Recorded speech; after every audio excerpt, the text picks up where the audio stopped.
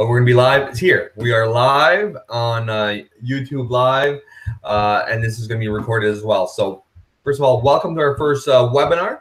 Like I said, this is going to be a smaller group tonight because it's probably a subject that maybe people didn't jump at, but every time we're going to have a webinar, we're going to have different subject and different guests. I've already secured some pretty big guests to talk about different topics and whatnot. So this webinar is to help you race directors, and this one, the subject is really kind of RunNB 101, what we are, what we do, and then at the end, I want to share some ideas or conversation on both ways on how we can improve and how we can offer more services, or if there's any ideas of what else we could do. So I have prepared a presentation. So in a few seconds, I'm going to share my screen here. Hopefully this works. And not if I do that. Just a second here. I want a slideshow. Hey, Gabe, shall we introduce ourselves? Oh, sure. Thank you. Thanks for, so that's a great idea. Thank you, Michael. So we'll go in the order I have you guys listed here, from the first to the last person that signed in. So Tara was the eager one today, so she can introduce herself. Okay, my name is Tara Moore. I'm a Rotarian here in St. Stephen, and we run a race in the fall. We ran it in the spring, but I think this is our 10th year, and it's a race to raise funds for the breakfast programs for our area schools. So I came on as the race director last year, and there were a few bumps in the road that I'd love to learn how to even out this year. So that's why I joined. It's nice to meet you, Tara. Thank you. Next on the list, I have Michael. Yeah, so I'm Michael Lynch. I'm on the RunNB committee, and I'm also the race director for the Lawnville Loop 13K. We're on our 6th year this year. We've just finished the 6th year this year. First couple of years, we made a few mistakes, and we learned a lot. So really, I'd like to hope that I could help people, with new races or maybe old races that need new ideas, and also learn things myself so that we can, improve. Mary? Hi, I'm Mary, and I'm currently president of RunNB. Also, I volunteer at quite a few races, including our Lawnville Loop race and several others. I was at Brent Kelly yesterday, and also I run a lot of Super Series races, which I was coordinator for Super Series and Championship races. So I've been to most places in the province doing that, and this weekend I shall be in Grandy. Great. And Daryl, you'll have to turn off your mic. Turn on your mic, I guess. Yes. I'm excuse me. I'm Daryl Steves, and I'm in St. John. I work with a few races once in a while, and I like to go to some races. Great. So as and he's an awesome coach. Yes, thank you. I was able to say that the experience on the phone call here, especially with Daryl, I think it's going to add to the quality of this call. I have a few people just contacting me; they're trying to get on, so I'm just going to send them again.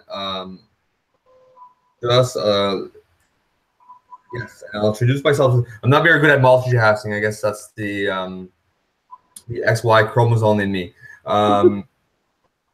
My name is Gabriel LeBlanc, so I'm the executive director for RunNB and for Athletics New Brunswick, and we'll get into that. Present the presentation. But again, I want this call to be as much as possible a sharing of ideas and whatnot. It's not me just speaking all the time. Also yourself to I'm stuck. Okay. Yes. Okay, there we go. All right, sorry, 2 more people contacted me. They're trying to get on. So yes. Oh, actually, what I could do to these people is send them a link. I apologize. Just if these people can go. Why are they having an issue with the link that's on the RunNB website? A few people were saying that there was they would get stuck at the Hangouts, like on the main page of the Hangout. So I'm not 100% sure. Yeah. Let me give them just a second here. We'll send them a link. They won't be able to actually here. They can do that. 2 seconds. So I really think we should get on with the presentation for those that have turned up on time. Yeah. I'm just gonna take a Okay, so I will start my presentation here. And again, like I said, if anytime there's a question or something else, so the other people will be joining us from YouTube. So if they have a question, they'll be able to send it to me. I'm just gonna turn this off here. Okay. Again, I apologize for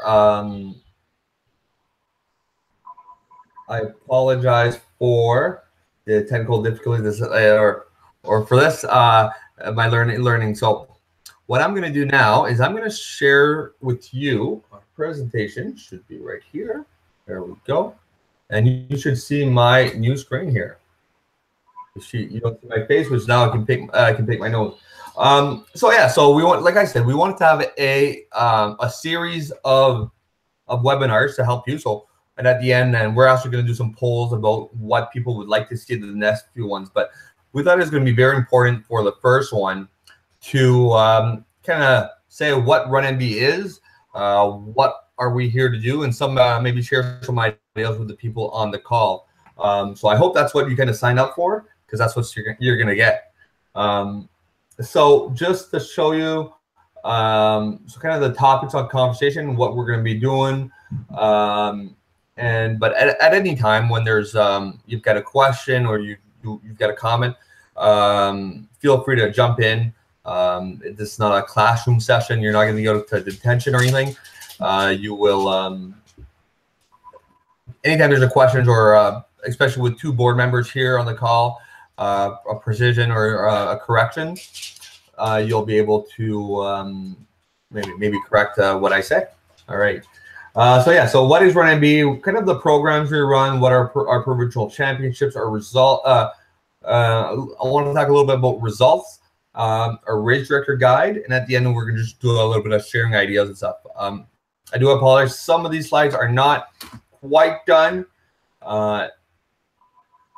As I said, I was on the road and trying to finish off, but most of them are quite done, or I'll be able to talk to them. Hey, Gabe.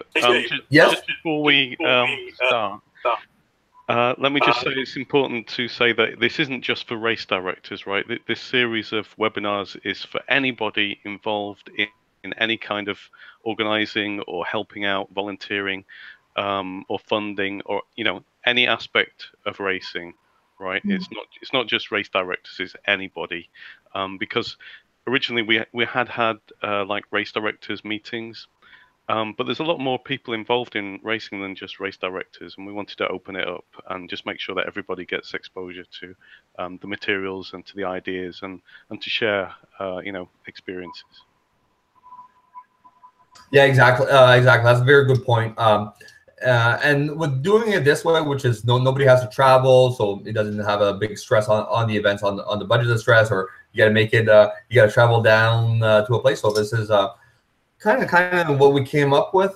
We hope that they're going to be successful, but yeah, exactly. Some calls will probably be some people in your committee are more interested. Like if we're going to talk about how to budget for your event or how to advertise. Well, maybe if you have somebody in your committee who's responsible for that, well, maybe you send them the information about the webinars. But yeah, there's no limit on one event could have 3-4 people on the call. So I think that's a very good point. Thank you, Michael. All right. So I just want to kind of share what RunNB is, because there's still some confusion. People think we're a different thing and something we're not. The first thing that's really important is we're a not-for-profit. So we're the recognized body for road running in New Brunswick. through Athletics Canada and Athletics New Brunswick. So RunNB is part of Athletics New Brunswick, which is the provincial body for road running, cross country, and track and field. Same thing is done nationally through Athletics Canada. Athletics Canada is a national body. They're part of the IAAF, which is the International Committee of athletics, so road running, track and field, cross country. So so that's kind of important to know that we're the recognized body for road running. We're also a non-for-profit, so some people kind of confuse us sometimes with a running room, because some of the services or some of the things that we provide are very could be similar, but we're not in a competition, and we're not a for-profit organization trying to get business. We're trying to help events, and you'll see with our programming a little bit. So we have a great group of volunteers and one part-time staff, which is me. That's how the organization kind of works. And I just want to share this is our executive. So we have all of them are runners, and they're fully volunteers for. So some of them play different roles. And as Maren mentioned, she's our president, and we have a kind of we try to go across the province. These are people who work or volunteer their time to help road running in New Brunswick, see road running develop. Our main goal is to have everybody have a positive experience in road running. The way we do that is to help race directors into hosting the best events possible. What can we do? What do we do for your events? So the first thing, hey, Isabel was able to join. Awesome. Hello, Isabel. Just to let you know, we are broadcasting, so we are being on recording. So anything you say can be held against you, I guess. Okay, thank you. All right. What does RunNB do for you? So just to sum this up is the promotion. So obviously our website is a tool a lot of people go to see what are the upcoming races, and I'll show you through our website a little bit after the performance. All our events also have to follow a kind of a goal, some safety precautions and whatnot. One of the things to do to help race directors is we provide them with an insurance. So your organizing committee is insured, and all the runners taking part of your event are insured during the day of your event. Okay, so the people at your start line are insured. So if you host an event, you'll receive a nice certificate. We get them through our insurer, and you're insured. Now that doesn't cover negligence, obviously, but it does protect you against any potential lawsuits against you. So they have to go through us if there's anything whatnot. So if they fall into a pothole, well, they would go through us. Also, every event that we insure, we also list the city, so they can't sue the city. They would go through our insurers first. So that's kind of equipment. That's quite important to kind of do that. So we offer that to all of our sanctioned races. All our races are on calendar, receive an insurance. Some of them might have an insurance through somebody else, but just to make sure, and through the way we work, is all our events do get an insurance through us. Obviously, this call is not all about that, but if you've got more questions at the end about that.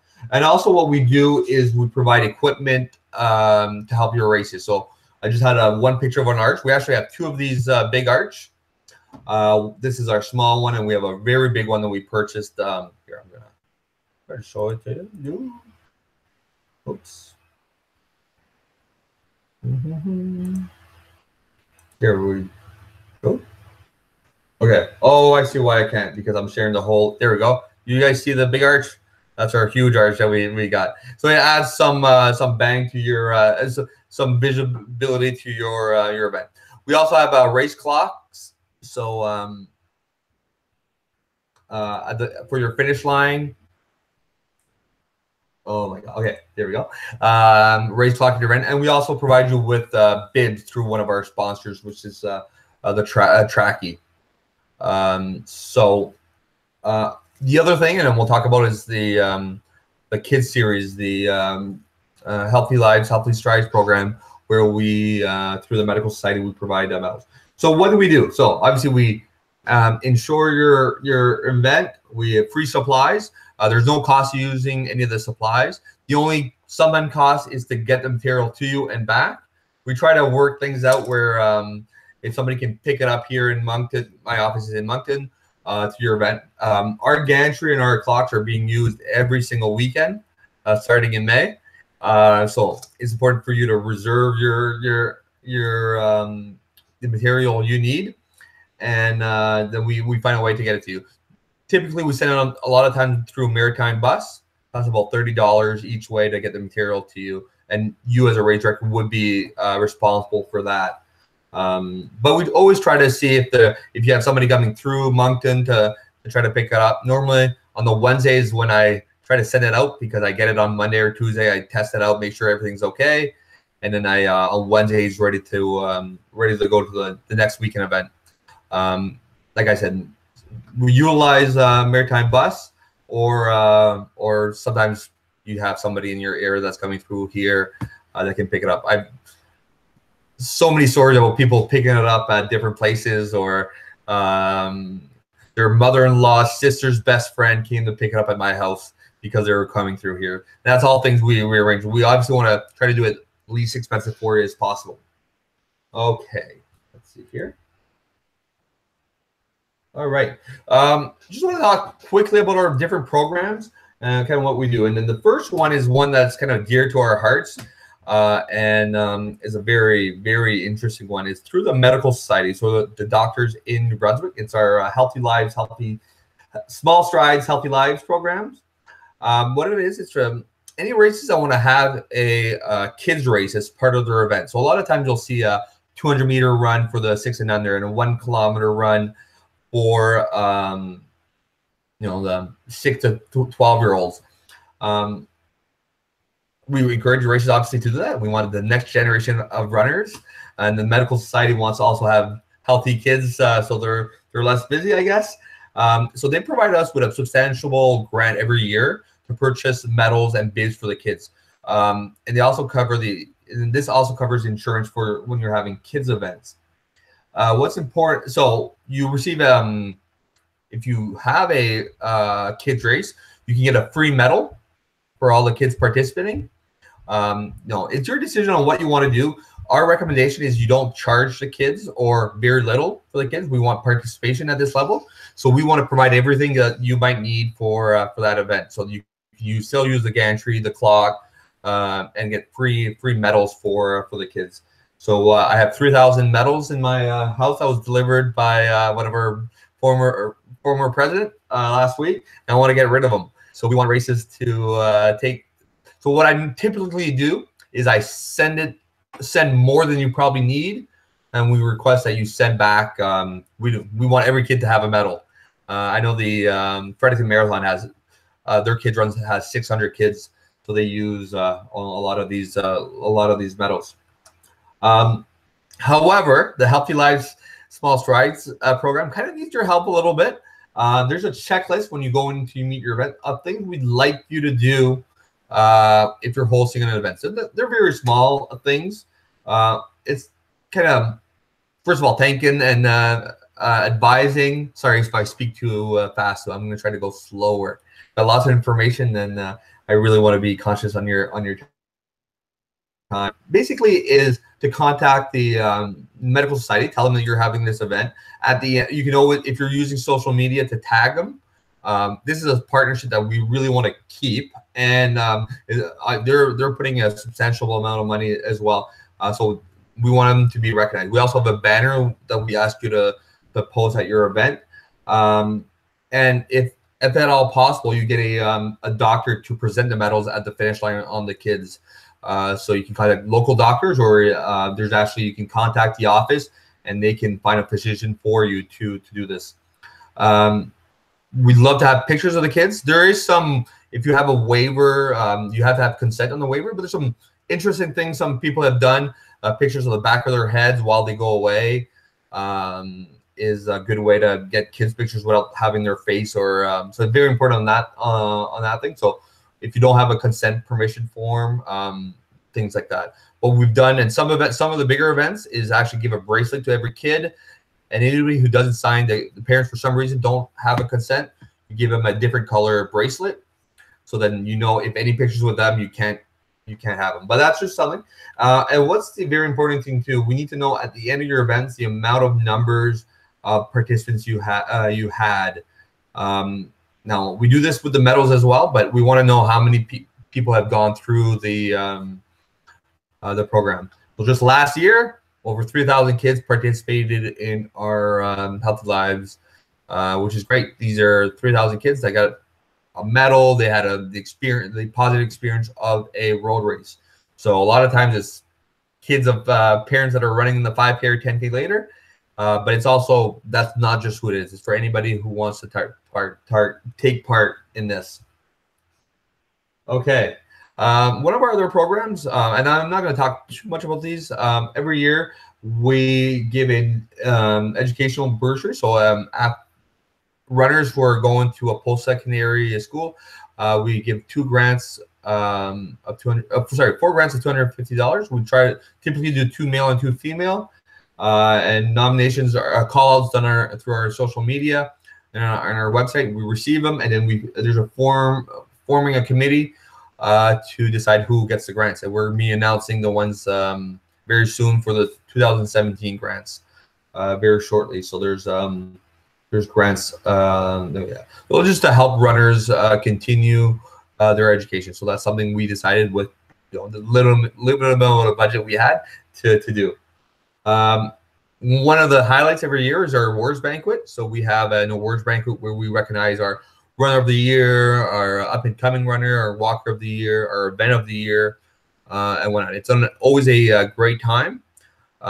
Very soon you'll find out where, and typically done in November, and very soon you'll know where and when our 2018 banquet. It's always a lot of fun. It's great to see. I don't recognize people because they're wearing their fancy clothing and not their running clothes, but that's something we do every year.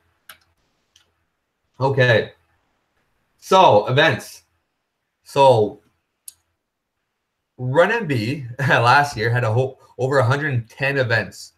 So events as small as 4. Our smallest event was 4, and then the bigger events like the Legs for Literacy, for example, can go up to 3,000 people. The average is probably just shy of 100. A newer race, I get almost every week a call about a new race, about we want to put on a 5K or 10K. If you can get 100 people your first time, that's a great success. That's about typically the average in New Brunswick. There's some events that are bigger, some events are smaller. And I always say to race directors is you're going to be building on reputation. So if you offer a great service, a really fun time, they've got a cool medal, or the registration fee was reasonable, people talk, runners talk. The opposite is also true. If you offer a bad event or a safety event, people talk to each other. There's so many choices. So like I said, we have over 110 events listed on our website. Plus, there's also non-sanctioned events through different groups or things as the mud runs or as a race director or as a race organizer, you're in competition with all these events. So what can you offer? Or how can you set your events separately? And that's what I'm thinking is going to be our next kind of call, or what subject is how to set your event differently from any other event. It's kind of like the idea I have in the back of my head, how to do the wow factor in your event. And then people on this call here, they can share some of the things they've done. But yeah, there's races of all sizes, from the $5 registration fees that offer no frills, to some of the bigger events that are charging upwards of $50, $60 events. So that's just, yeah, you can list. So it's what you want to offer to your event. How do you set yourself? About 90% of our events are fundraisers for different causes. So from youth groups, a lot of times due to maybe Cancer Society, things like that. There's a few for-profit events, but most of our events are volunteer based, and they're all for charity. So yeah, so I guess that's it. Just want to talk a little bit about the Super Series, and I'll be able to go through, and then after I'm going to go show you some information on our website as well. Just what the point series is, or the Super Series, and actually Mary can add anything because she used to be our advisor for the Super Series. But a Super Series is a point-based series where athletes are accumulate points. So if you take part in different events, and it's by age group. The thing you need to know, you can apply to become a Super Series. It is a good kind of advertising. A lot of people want to win the Super Series, so it's a way to kind of guarantee it or attract some runners. Just about that, just to let you know, there's a slightly higher sanctioning fee, so it's $3 per runner as opposed to $2 per runner for your event. And I wanted to talk about the fees after, but I kind of put it on this slide. Mary, anything to add on the Super Series? Just that there are quite a few people that travel all over the province to do as many Super Series races as they possibly can to get points for their age group, and the winner of each age group at our award ceremony is presented with a jacket, a RunNB jacket that has on it Super Series champion and the year, and then the second and third get a special shirt, and the 1, 2, 3 also get a plaque that says that they were first, second, or third in the Super Series for that year, and they're quite highly sought after. The jackets are, for sure. Yeah. Just a second here. Okay. Okay. Yeah, just to kind of show you a Super Series. So at the start of the season, these are our Super Series for the year. We try to not have the goal is to have not Super Series on the same weekend, or so we actually people apply to be part of the Super Series, and then they get chosen. You'll see some that are on the same weekend, but then they would be very far from each other. So we want to help events through that, and then. So categories are based by age, and then the point series, you get first place for 50 points for first place in your age category. So that's how you accumulate points. And then, so yeah, we've only had one Super Series event as of now. So if you go on our website, so right now these are the leaders in our Super Series events. But we've had one Super Series. Now, so 50 points for the first place. So if this person takes part in the other one, he can accumulate points that way. Okay, back to my presentation here. Well, actually, I'm going to keep on the website because it's better here. So one of the other things we do is our provincial championships. So every year we have some provincial championships. We have 5 of them. So we have our 5K, our 5 mile, our 10K, half marathon, and marathon championship.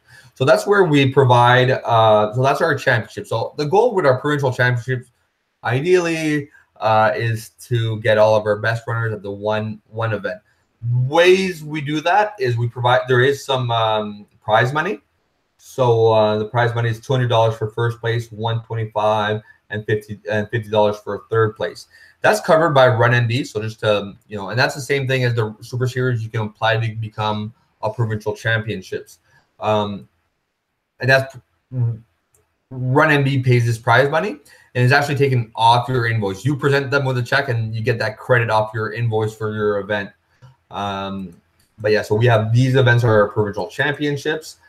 We have provincial medal for all of the top 3 New Brunswickers, and prize money for the top 3 New Brunswickers. So a way to help our elite runners in a way.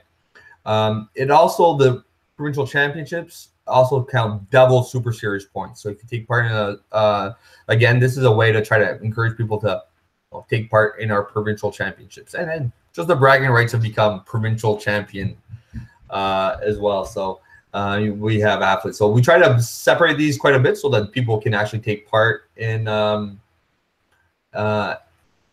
multiple provincial championships if they want to, or if they want to focus on that. So that is our provincial championships, and that's how we kind of name our provincial championship is our provincial champion. So we'll in a few weeks we'll have the Fredericton Marathon. That's going to be our marathon provincial championship. So the first New Brunswicker across the line in that marathon will be our New Brunswick Marathon provincial champion. Okay, so double the points, yeah. Just to talk to you a little bit about results and kind of what we do. Just exit here. Here we go. So RunNB is not a timing company, and we don't provide kind of the services of results. Now, there is some businesses that do results. But if you have a smaller event, there's ways to do it, and then we have some tools that can help you out to do a smaller event hand time. We have a printer watch that we can lend to you. We have kind of a spreadsheet that I use for results. But it's very important. People want to see their name on results, and they want to see it on their website. So you can. It's very important that you send us collect the results, compile them, and send them to us. So we have a statistician in Jill who you send the results, and he'll post it on our website, so people can go see their time, and they can brag to their friends and colleagues about their different times. So in our website, you will see. Oops, sorry about this.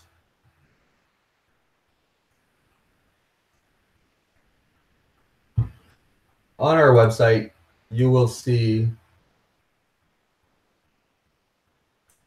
our results section, which is the most clicked part of our website. People want to see the results, so we post all of our events here, and people can go and watch and see the results. That's also where we pull our stats for the fastest 5Ks and 10Ks of the year and whatnot.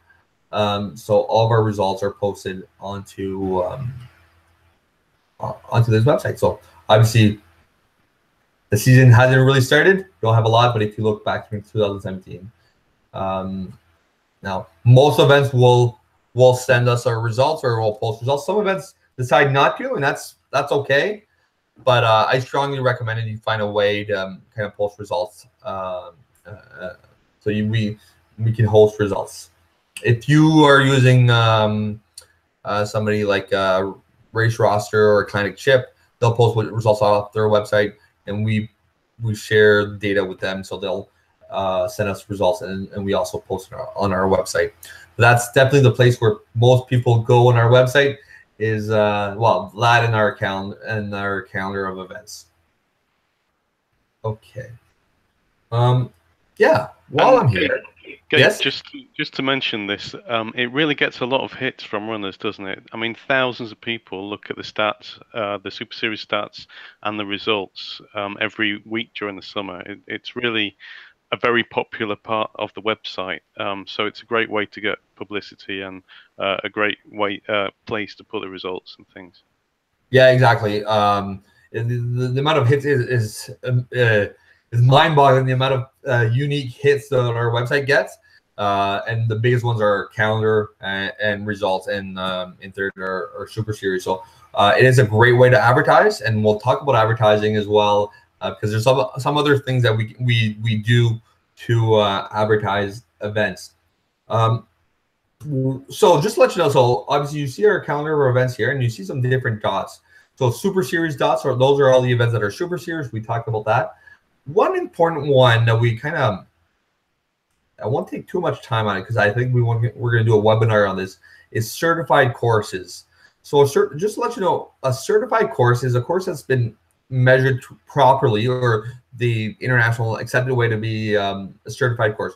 You'll see that not a whole lot of events are on a certified course.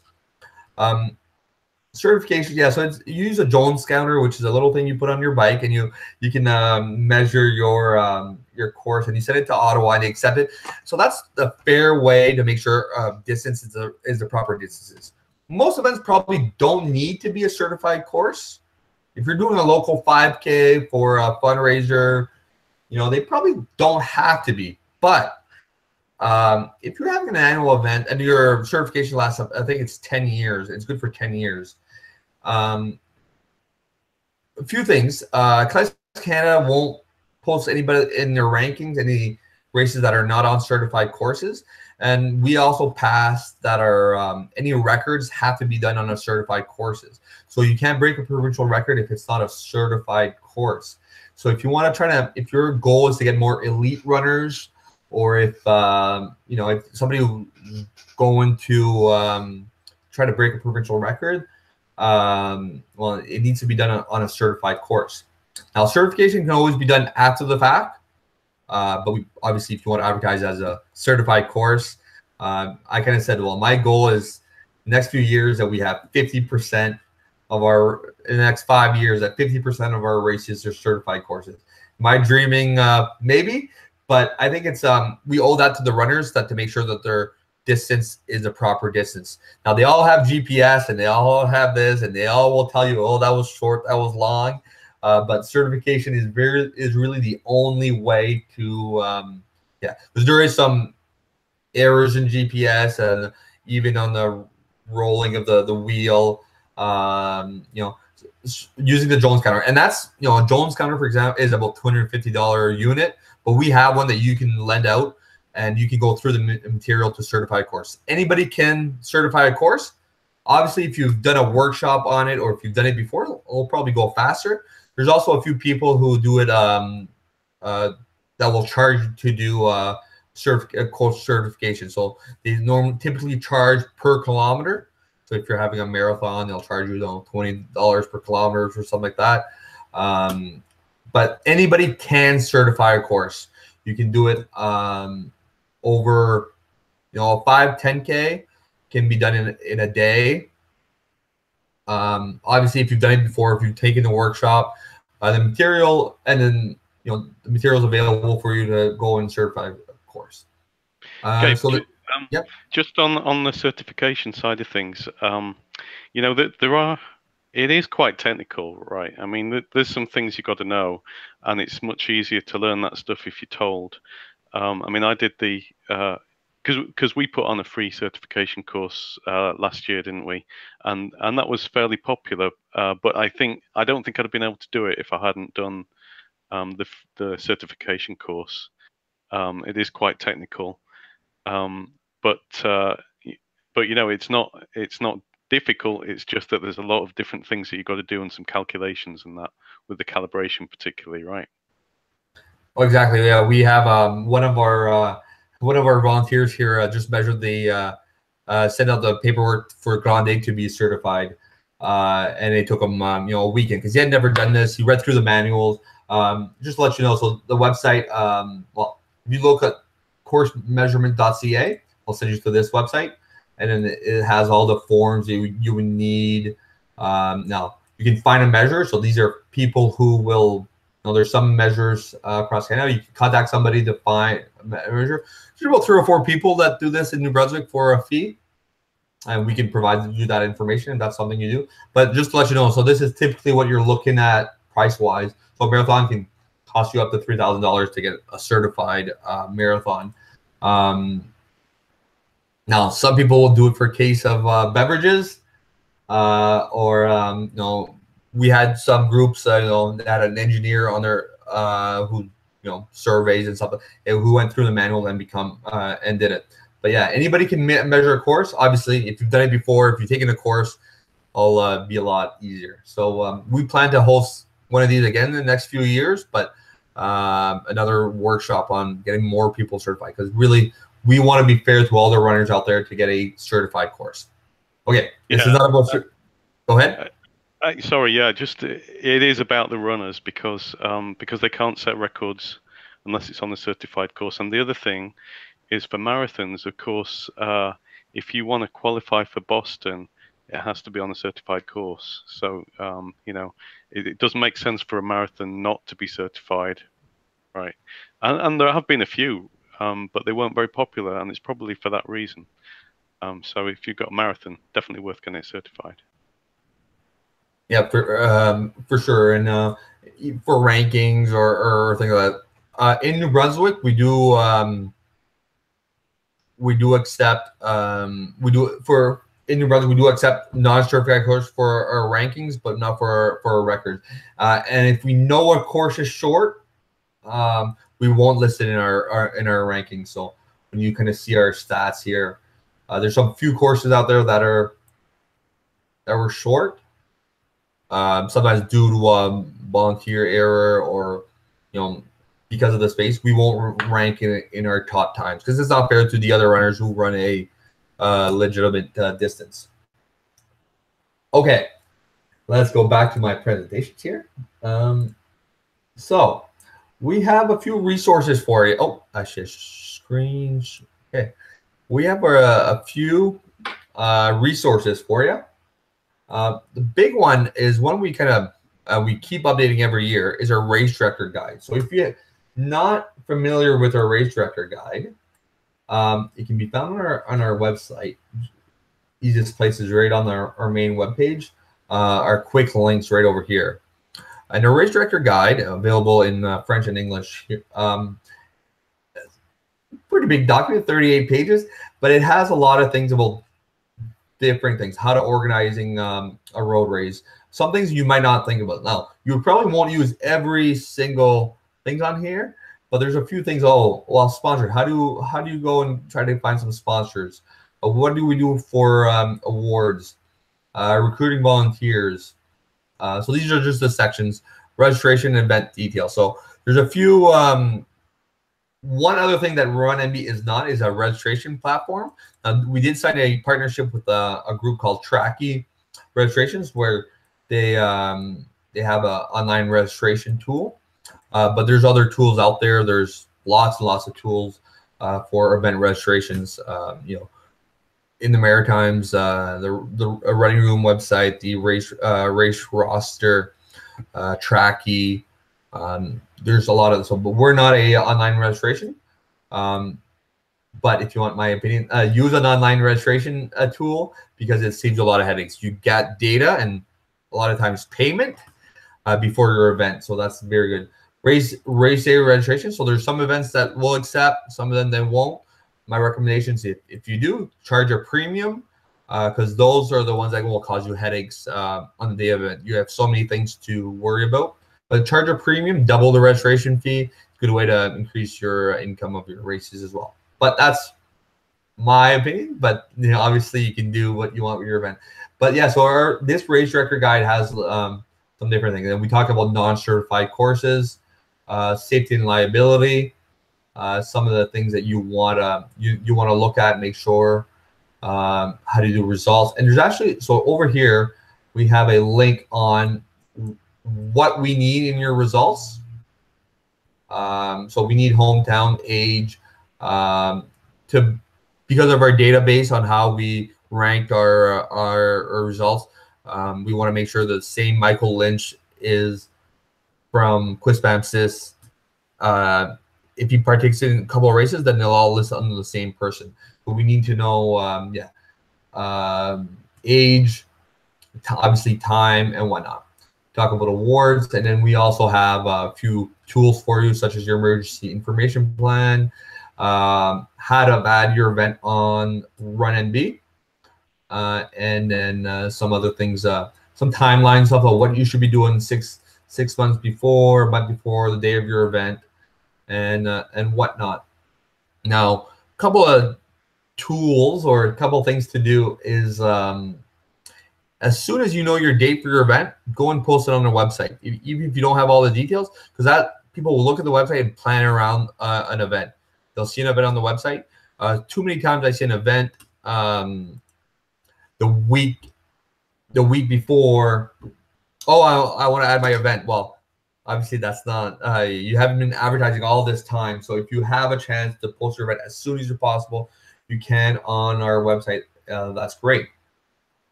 And after your event, also the key time is 24 hours after your event to re-engage your participant. So a survey, how, when, what to improve, send them the results, certificate, pictures, links to pictures. I know you're all tired after an event, but that crucial time directly after your event is very, very important. That's how people already engage in your event next year or have that positive experience.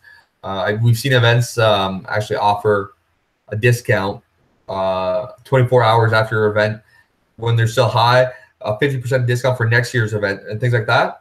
And there's actually been some pretty big retention rate from this. So that kind of some different tools on this, but that's our that is, oh, sorry, you're not seeing my screen.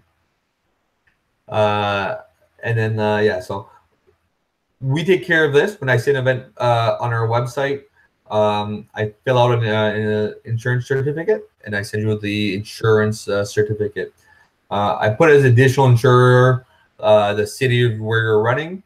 But if there's any, sometimes there's a group of people helping with your event. So a lot of events will use a ski patrol for their safety issues, or the Crab Mountain Ski Patrol in the Fredericton area.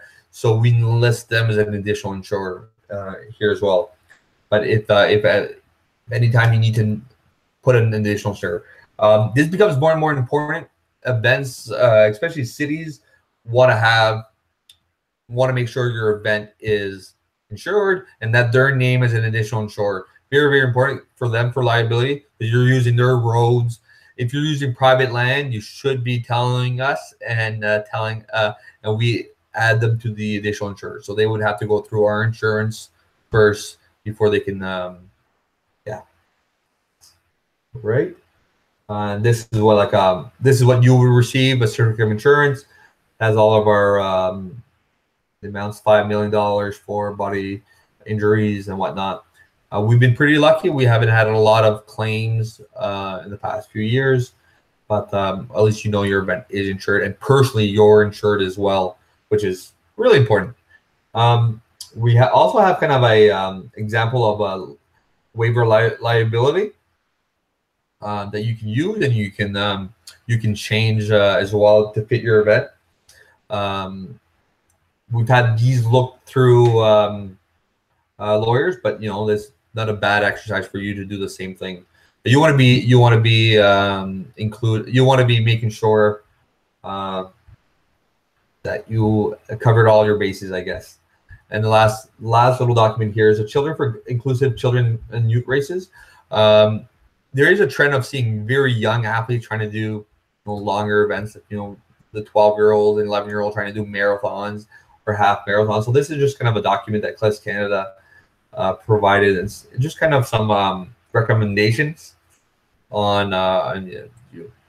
Obviously, we encourage you to follow this, but it's also a document that supports you as a race. You can say no, we won't accept somebody doing a marathon until they're 18 years old, and whatnot. And this kind of has some reference and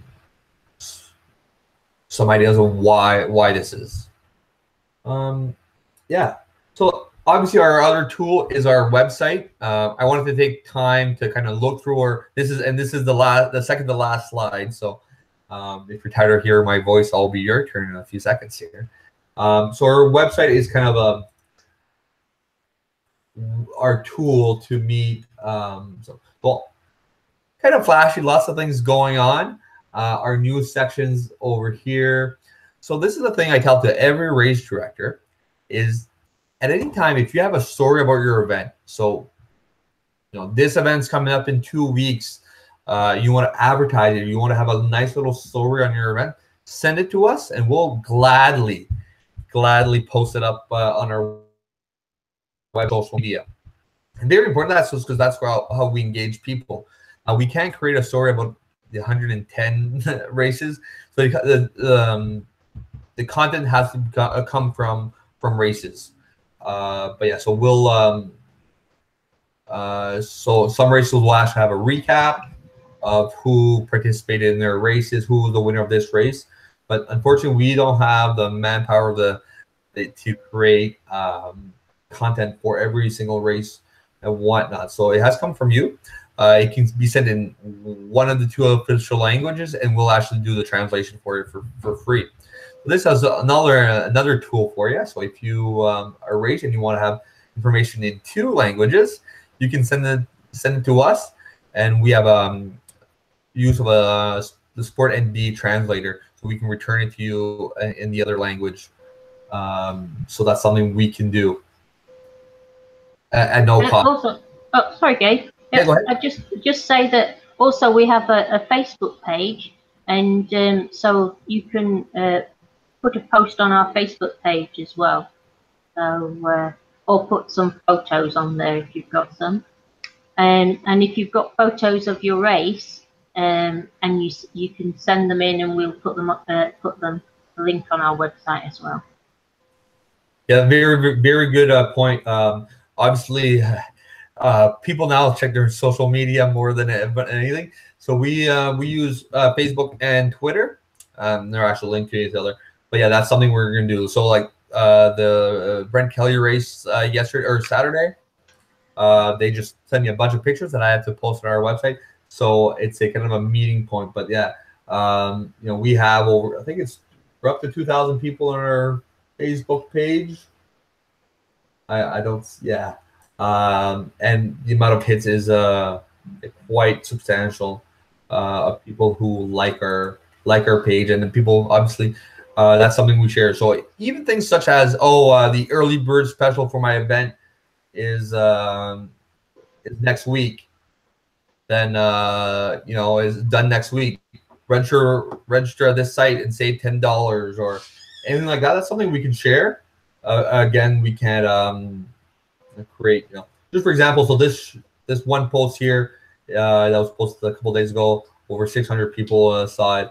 You know, most of our posts will have over 1,000 people that will see the post, and they're engaged people, right? Because they're all runners themselves, and they so this post here was reached by almost 4,000 people. So some of the most popular posts is because they share it and whatnot. It's quite incredible the amount of of reach we get. We also have a group called For Organizers,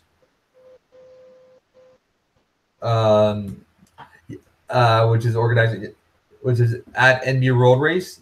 That's for organizers to kind of discuss and stuff. So this is any race directors or anybody in your committee to share ideas and whatnot. We're just building this community, and it's just for people to kind of hear ideas, or if they see something. We kind of want to create a environment for races to like I said, to share ideas and to best practices and whatnot. My next slide and my last slide is, now it's your turn, or the people on this call. So obviously we're here to help you as an event to have the best, for runners to have the best experience ever. What I kind of say is, you know, the positive experience, that's how we're going to get people involved in our sport. And we don't organize the races. It's all these 70 or so race directors.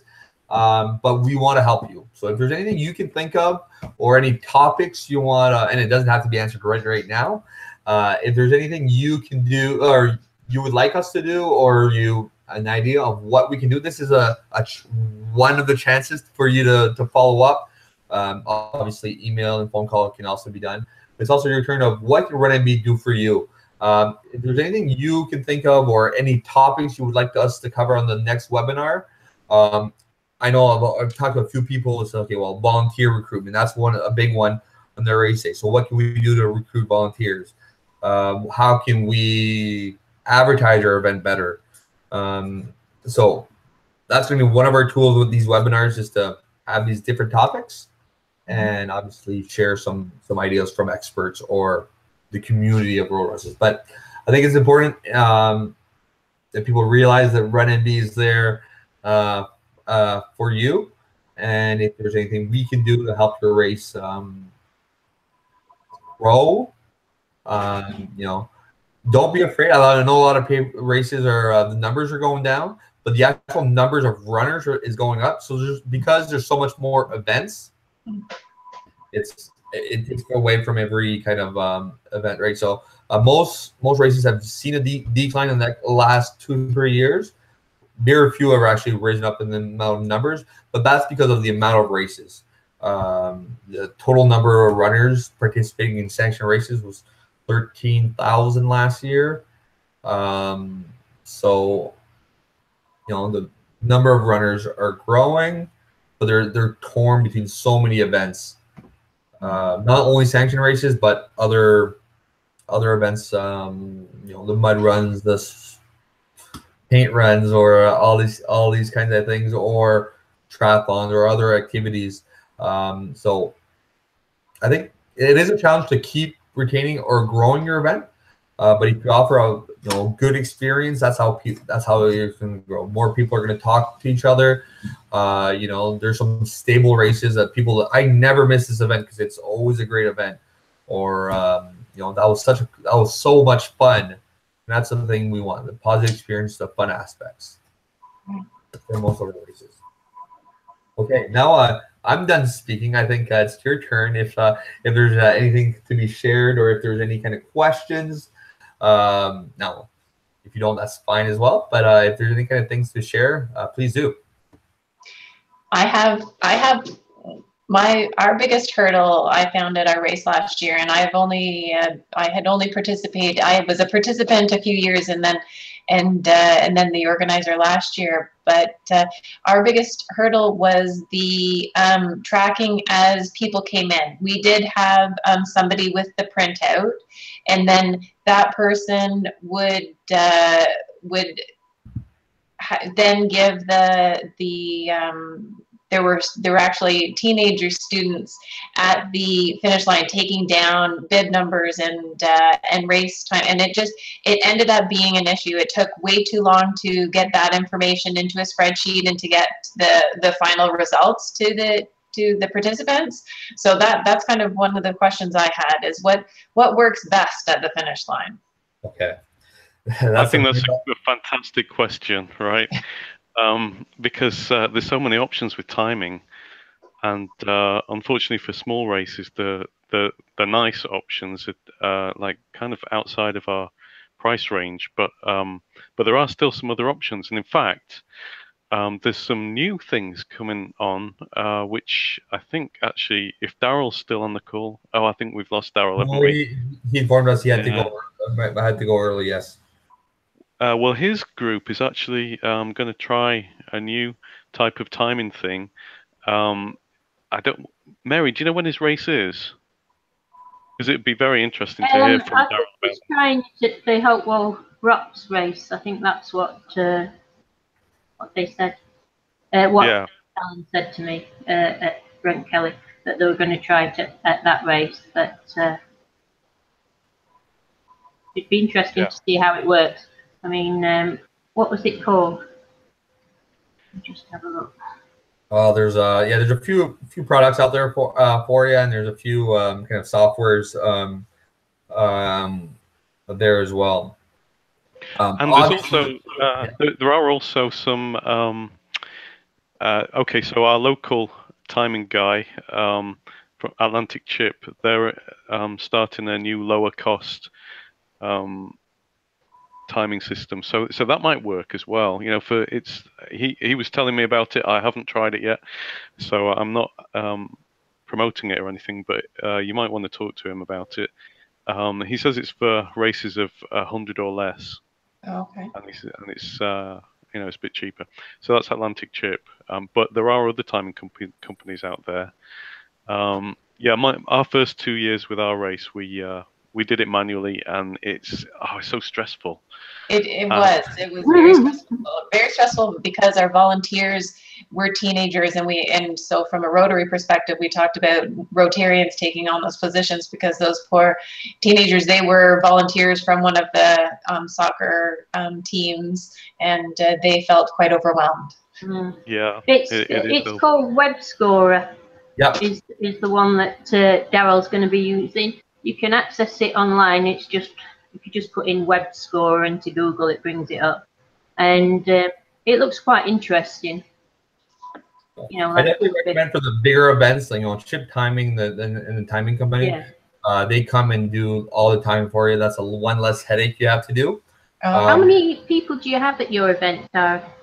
Well, we had about 150 between what we ended up doing last year was we used to just call it our annual charity race, but because the funds were actually used for our breakfast program, we changed it to the Rotary Run to Fuel Young Minds, and that really brought out a lot more participation. And we also combined it with our school cross-country schedule so that we had a cross-country race for the middle school, like grade 8 and under. We ran a cross-country event, and then like an 800 meter, and then we ran the 5K for the high school students and adults, and walk participants as well. So yeah, that sounds really good. Yeah, is it on our calendar? It's not. That's why I'm trying to. This is my push, because I came on last year, and kind of it was a very kind of taking on these races, and kind of the whole the details just ended up being quite overwhelming, I found. So I ended up just using Running Room, but they had used RunNB in the past, and so I was told, okay, and because my initial thing was all I saw was the $2 per participant, and knowing that, you know, being a fundraising event, I kind of thought, oh no, you know, I don't want our fundraising dollars to go this way, but and that's why I wanted to. I've downloaded the race director's manual and wanted to participate here so that I knew what you guys did and what you provided. Yeah, because that is $2, but it does provide insurance and things like that, and of course, you know, access to all the people that look on our website and Facebook page, which is quite a lot of people. Yeah, quite a lot of runners all over the province, really. Yeah, what I tell people that because you have a kids race, what I tell people is, well, your kids race, your medals are going to be costing you $2 or $3 per. We don't charge for them, so right there you kind of you charge the adults the $2 and kind of pays in a way kind of pays for itself because you're giving all the kids a free kids medal, because we don't charge for that as well. And so do the medals end up being our emblem? Like, do we get to put our race information on the medal? I'll go grab one. It has the Medical Society logo on one side, but I've seen some events actually take the back and put a sticker on the back of their race, so I can go grab one. Okay. The new color for this year. So the Medical Society in the front, and then some events have put, you know, you can actually just get on staple a clear sticker, and it actually does a good job. And you can put like your event, the date, or the city, or whatnot. So yeah, so the Medical Society, you know, gives us the funds to buy it, so we branded it with their logo, and then as the healthy lifestyle. Okay, it was something where this was an addition, because we changed it to the Rotary Young to Fuel Young Minds.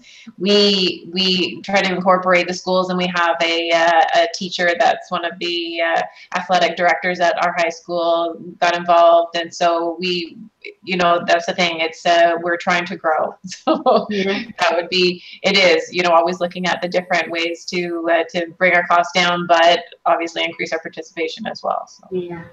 Yeah. And that's. Do we still offer those little handheld timers? Yep. Actually, yeah, a printer watch. I don't know if you've seen. Yeah. So that can work quite well. Yep. Particularly if you have two, one for backup and one, you know, so that you've got two printouts, and a lollipop stick, right? So you've got a whole load of numbered lollipop sticks, so you know what order they're in. You have a long chute. You hit the button on the timer every time someone crosses the line, and you give them a lollipop stick with a number on it. So, yep. Okay. And I think that seems to be the one that, as much as it almost seems like That would be the absolute easiest. We had somebody that had the printout, but we just didn't have the, like you say, the long shoot, and hadn't gone there. So definitely that's something that will change for this year. Yeah, no, definitely that long shoot is no. I type a lot of cross country races, and we do them all by hand time with the printer watch. But yeah, that long shoot is so important, and then keeping them in order. But like the popsicle stick where they go, and that's one way to do it. We've some of our youth race, we've actually had kids just with a sticker. You rip out of the sticker and you put it on a big bristle board right after. Oh. The results are instantaneously, because right after you write beside their name the time. Right. So as soon as you have that, you have a big bristle board. Now, the unfortunate part of that is if you wanted to have it electronically after, you got to find a volunteer to go and type in everybody. But that's what we've done for our little kids race, because they sign up the day of. We don't have their information. So it's a little quicker, and during cross country season, they're all over my office here. I clean up my office. What it says is, so name, age, hometown, or school. School. Okay. So they run with this right after, and then when they cross the finish line, they're in long shoot, and we just go by one, put them on the big bristle board. So in order, right? So it's already done, and then the person with the printer watch, all he has to do is press lap, and that creates all the time. So then you just mix, and then if there's a gap between runners, then you can go and write the time. Then you put it right on the bristle board. So it's instantaneous results, a big bristle board. Now, again, if you want it on a website, and we really want it, is the time after. You got to find a volunteer who has Netflix and wants to do some. And also, of course, you will get the runners that don't have that piece of paper by the time they finish the run, because it's fallen off, or especially if it's rainy or something like that, it'll have come off. Yeah. Oh, that's and then you get a queue forming, a big line at the end of the race, because they haven't got theirs. So our solution to that is they also wear a bib, and then we just write the bib number of the athlete, and then we go and cross-reference from our Excel sheet who bib number 308 was. Okay. Yeah. So we have there's web score. There's I've created a thing. I actually use Meet Manager software, which is a very expensive software. But I've also created there's some Excel spreadsheets that once you put all your data in, you write down the number of the bib number, the name, hometown, everything will show up, and all you have to do is write the time. So there's different. But yeah, once you've grown to your events, like next year or the next few years, if you're growing 300 people, add an extra few dollars to your registration fee to cover the chip timing, then you'll have a lot less headache. Right. And some runners will only go to events that are chipped. I don't see there's a big fixation with chip timing, because they get that real result real quickly. Right. But there's other ways and cheaper ways to do results as well. But yeah, it is a always a challenge. Yes. Well, and that's the thing.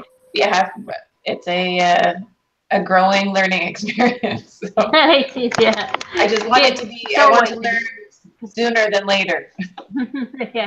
And it's a trade-off as well, isn't it? And do you really want that stress? It's the way I look at it. Yes.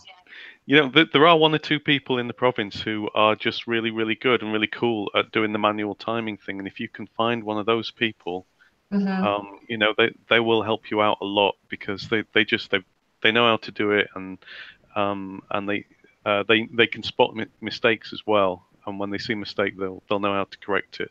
I mean, one of those people is Alex Coffin. He's just phenomenal. But when there's a few when I went to Brent Kelly on Saturday, that was the job that they gave me. Was at the end of the race, writing down in order how everybody finished. Their bib numbers in order, or just the name, because I know so many runners. If I knew their name, just put that down, and that would put then all the others their numbers.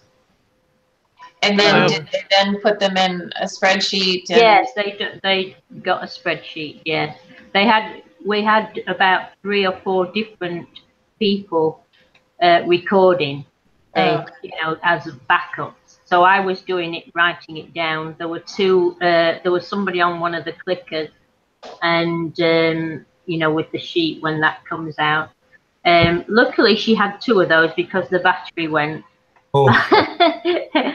Which is another thing. You need to always check beforehand. You know, I'd always put fresh batteries in because, you know, that's likely to happen, and then you get halfway through and you're not getting any more flicks on it. So yeah, or batteries or out of paper. So I always put so much more paper. It does have a recall. It does have a recall, but you have to go press every time.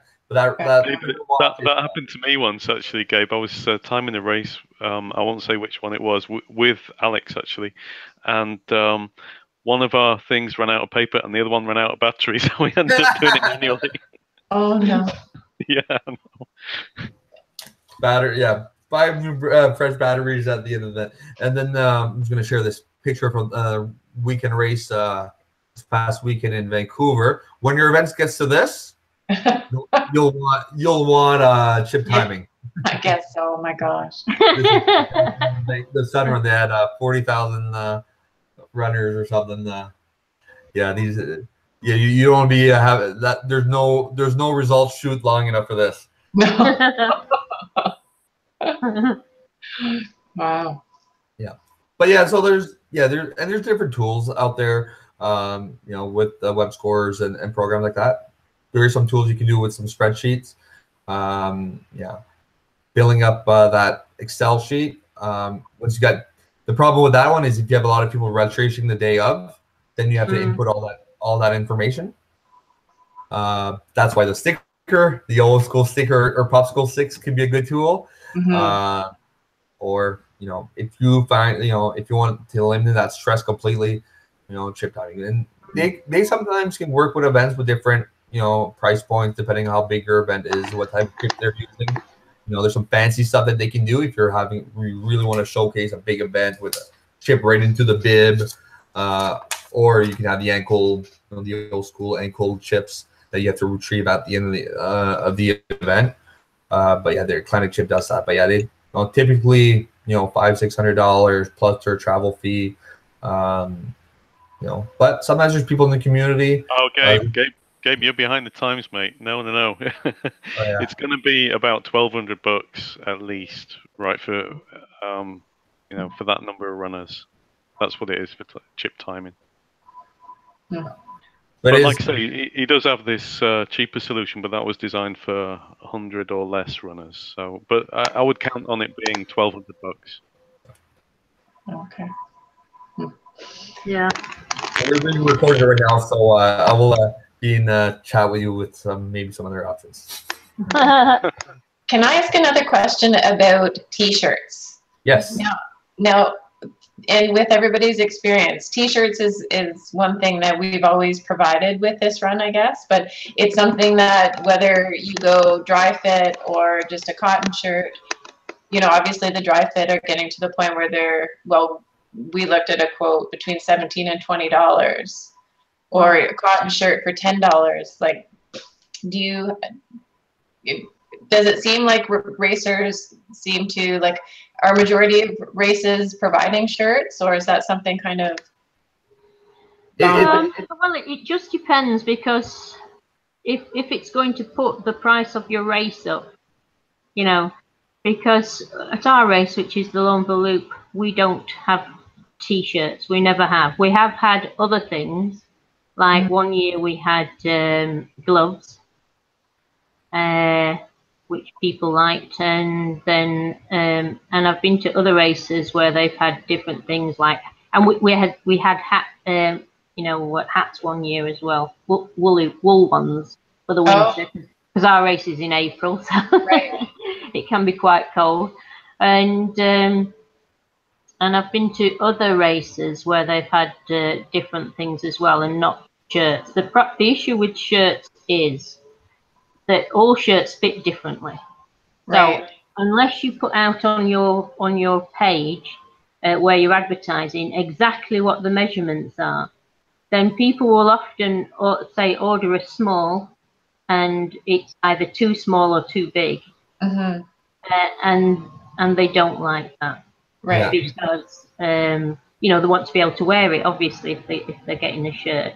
Yeah, and there's some other issues because you need some sizes beforehand, and the turnaround time. I have a couple suggestible T-shirts. Is don't put a date on it. Yes. Next year, your participant shirts becomes your last year's participant shirts become your volunteer shirt for the next year. Yeah. Things like that.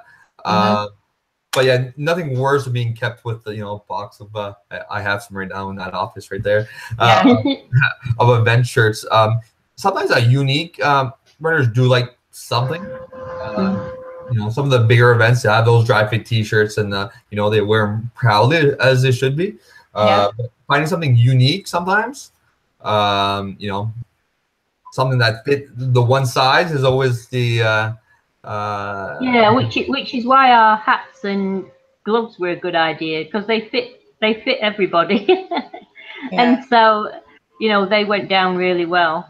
But I have been to quite a few races where the T-shirts just didn't fit, and well, they weren't the sizes that you were expecting. And so now, if I go to an event and they're offering a T-shirt, I always contact the race director and ask them to send me the sizes, like inches or centimeters or whatever they're using. Right. Okay. Yeah, and you again, it's like, what's your lead time, right? If you need, if you've got a lot of people will sign up last minute, you say the first 100 people to register get a T-shirt, or by this date to guarantee your T-shirt. So you can work with your supplier, but that's also a kind of a stress. That's not fun. But yeah, obviously, it's, some price points like me, my wife's a road runner. We decided, okay, we will support races that are not too expensive, and we don't need an extra T-shirt. But some people are looking for that, right? Some people, want the big, nice metal. The metals sometimes is a very cool way. So sometimes you'll see metal with spinners or different things. A nice metal, they were really happy about accomplishing things. So, that's a big. The new trend is how nice the metal looks, or some of the stuff. So that's one way to attract the runners. The T-shirt, the extra swag, but runners do have to realize. Do you have a finisher's medal? Yes. Yes. We had medals, and then we also gave because for breakfast program we gave Superstore gift cards, as they were one of our sponsors too. So Superstore and Subway and that type of thing, so that we kind of focused on food. Yeah. Well, do you really need the T-shirt as well? Yeah. If you're looking to save money for your charity, then I would say a finisher's medal is enough. Okay. One or the other, either a T-shirt or a finisher's medal. But I would say finisher's medal is easier because you don't have to get all the different sizes and stuff like that, and people do like to receive a medal. Okay. For participating, No, it depends. And it depends how you advertise your event. Like if we take part in an event that's going to cost us $75 registration, well, I better hope there's a T-shirt and all this kind of stuff. But if a lot of times we'll take part in these local races that are $5-10. I don't need another T-shirt. I don't want a medal. To me that's fine. But that's what I expect from that event.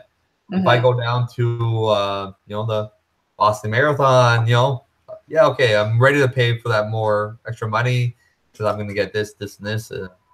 Maybe Boston's not a great example, but some of the bigger events, that cost more. But okay. Oh, all right. Daryl sent a message here. Sorry, I had to leave, but thank you for this. Okay, so it's.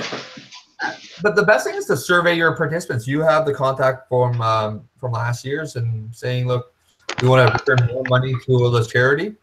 Mhm. What do you guys think of this? Or how important is that T-shirt? Or Right. See, we use the T-shirt to get sponsors and have the sponsors on the back of it. But I'm thinking that we would probably, sponsorship is there. I don't think the sponsors, and now it gets to the point where the sponsors, we give all of them T-shirts. And so it just kind of gets to the point where we're, you know, the whole idea of fundraising and spending money, you know.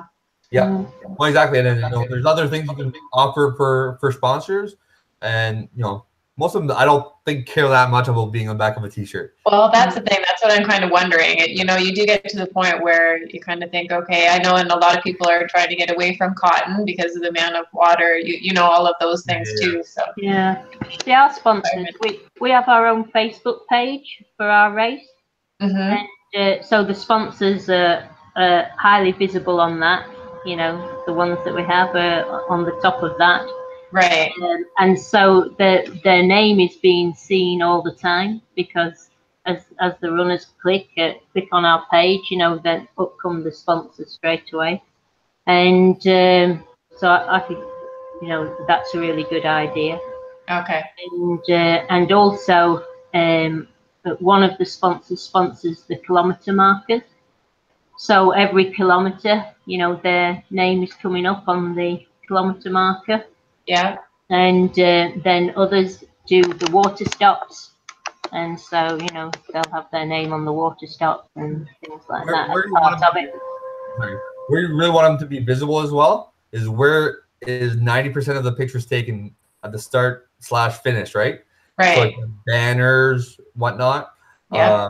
That's where we have a big sponsorship with Subway for our track and field event. So we put a big Subway at the finish line. 90% of all the pictures that go through media or on our webpage, you see them right on the background, or on the bids. You know, that's something you can offer. You know, at no cost. A lot of times they already have banners as well that they'll lend to you.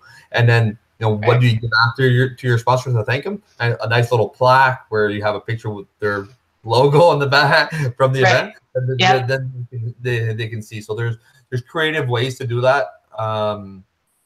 Without, you know, printing the T-shirts. Yeah.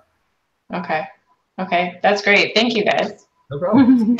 Isabel, we didn't hear too much of you. I know you had your headphones on. If you share some ideas or questions, or just give us a thumbs up.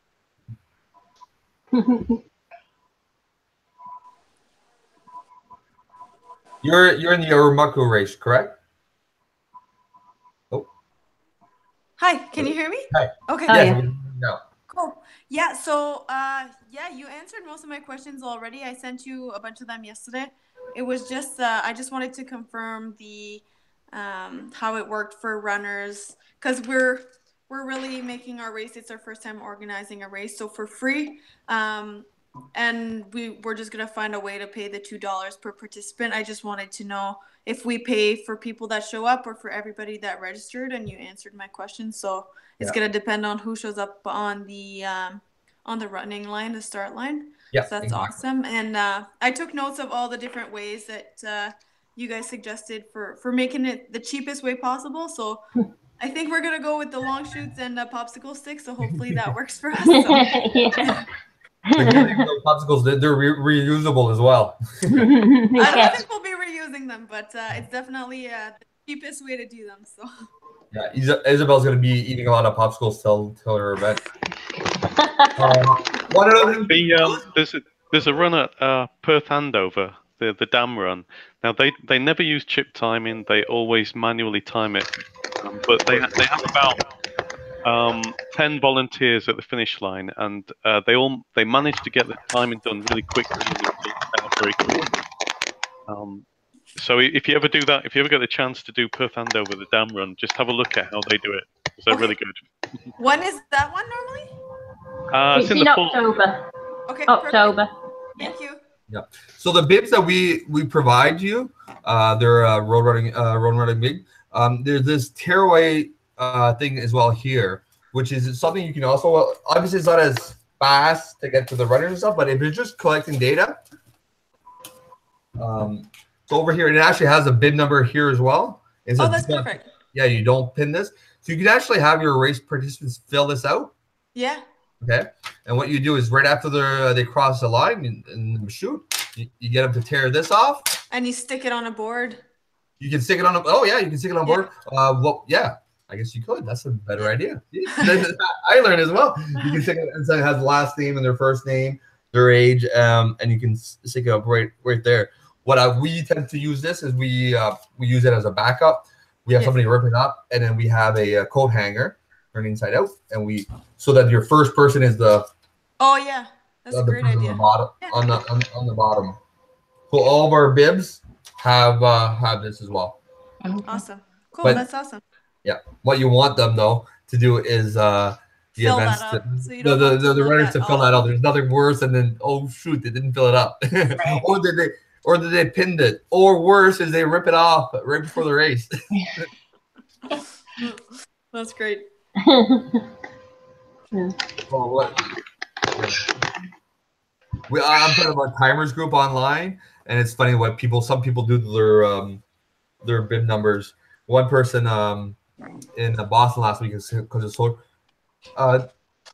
cut their number in half, so when they would open their jacket or something, like it was just, or they put it on their leg, or they put it on the back of their there were quite a few at Brent Kelly on Saturday that decided to pin them on their back for some reason. And so then I had to turn them round at the finish to get the number to write it down. The very hot days, you see a lot of people, like especially men, put it on their shorts because they don't wear a shirt or things like that.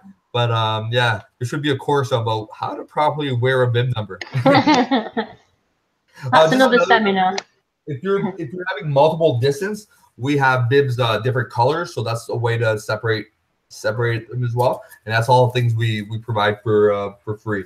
Like I said, like anything we can do to help your event. So that's why we invested in these arches. So we have 2 big arches, but that's something you don't have to go and buy, or a big race clock. So some events don't do results. They just have the big clock, and runners themselves look at the time that they pass. So this depends on what type of event, what kind of atmosphere you want. There's obviously some more competitive races. You want full results on the get-go and all this kind of stuff. But if I'm taking part in a local 5K for SPCA, I don't expect that. No, there's some runners, but it's very important how you market yourself. What type of race are you, right? Are you a fun run for charity? Or are you full experience, expos, and you're gonna buy multiple T-shirts and like the Boston Marathon? Like it depends on what type of event you are. We are over time here. I want to respect your time. If there's any other questions or anything, we're here to help anybody on our board. But myself as well as the lone staff. If you've got any questions that you think of later, we're on our RunNB website.